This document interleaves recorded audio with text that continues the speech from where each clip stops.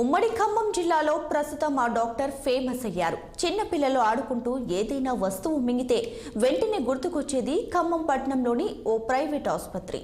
నెల రోజుల వ్యవధిలోనే వరుసగా ముగ్గురు పిల్లలు, ఒకరు తాళం, మరొకరు స్ప్రింగ్, మరొకరు సూర్యాపేటకు చెందిన ఒక బాలుడు గవ్వం మింగారు. వీరందరికీ ఖమ్మం పట్టణానికి చెందిన డాక్టర్ జంగాల సునీల్ కుమార్ చికిత్స చేసి ప్రాణాపాయం నుంచి కాపాడారు.